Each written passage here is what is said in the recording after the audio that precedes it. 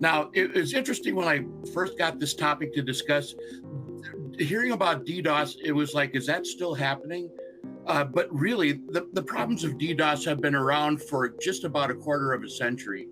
But even though it may seem like an old-fashioned annoyance when compared to other security challenges, the problem is still alive and kicking. A 2024 report from Cloudflare said it mitigated more than 5.2 million HTTP-based DDoS attacks and over 8.7 million network layer DDoS attacks in 2023 on its own. So it's likely that the online ecosystems are dealing with billions of attacks on an annual basis.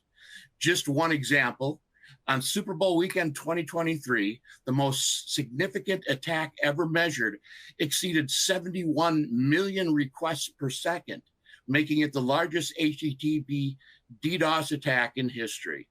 So welcome everybody. Keeping that in mind, the goal of DDoS is still to deny access to services for both companies and their customers. And the average cost of downtime can be as high as $5,500 a minute. So what can a company do to recover from attacks swiftly and efficiently? Well, let's start the panel off with Nia. Great question. And it's no surprise that in 2024, it's really less about the singular DDoS attack itself, right? In 2024, we're starting to see the emergence of layered attacks. So you'll experience the DDoS attack itself that may be layered in with some ransomware or other, vector points of attack.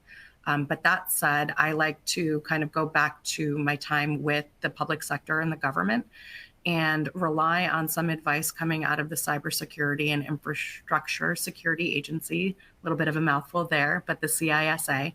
And in 2024, they really are leaning in with this 8-pillar approach that says, let's take a step back and look at this more comprehensively. Do we have immediate response plan activation? What does that look like? What are the steps and how many can we run in parallel?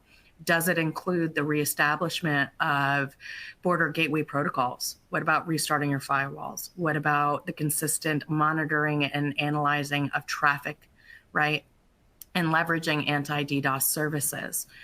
So some of the trends that didn't exist when they came up with this idea in 2022 exist today, and that we have products and we have services in the market that can come in and absorb and mitigate the excess traffic during the attack itself, right? And then what are we doing after the attack is done? What does that post-attack analysis and that root cause analysis look like? Is it baked into your incident response plans? So that is a little bit of where I would start. Absolutely. How about you, Cassandra? So my answers typically would be a little bit more tactical, just coming from software, but it really, for me, comes down to, are you defining and practicing a business continuity plan and a disaster recovery plan? Are you phoning it in, or are you really making sure that you have something to fail over to quickly for your customers? Whether it's a separate instance on a separate network, something that's just behind the network that you're able to push out quickly. Those are really important, right? Business continuity looks at that first day, and disaster recovery looks at, if you're down, what do you do? So you need a plan for both, and you need to not only put it on paper in agreement, but you need to practice that. You need to come up with your lessons learned and actually go fix the things.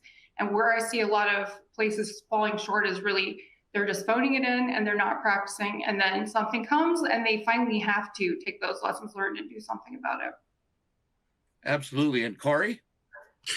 Yeah, I think I would echo what both Nia and Cassandra mentioned there. It's super important to have disaster recovery plans in place. The other thing that I would call out is something that I think Nia was kind of talking about a little bit there is, there are situations where this is a smokescreen. A denial of service attack is a smokescreen because, they're looking to do something else, right? So nation states are known to do this all the time to where they might DDoS some state agency just to distract, but the real motive is somewhere else. And so to, again, kind of echo what Cassandra was saying, that's why your incident response process is super important, right? How do you react when these types of things happen? Do you keep your focus where you need to keep it? And then, how do you actually respond? Have you walked through these Tabletops are great for that. Adversarial emulation and more tactical hands-on tests are great for that. But it's really just about business continuity, incident response, and don't necessarily take your eye off the other aspects of the infrastructure in the business. Absolutely.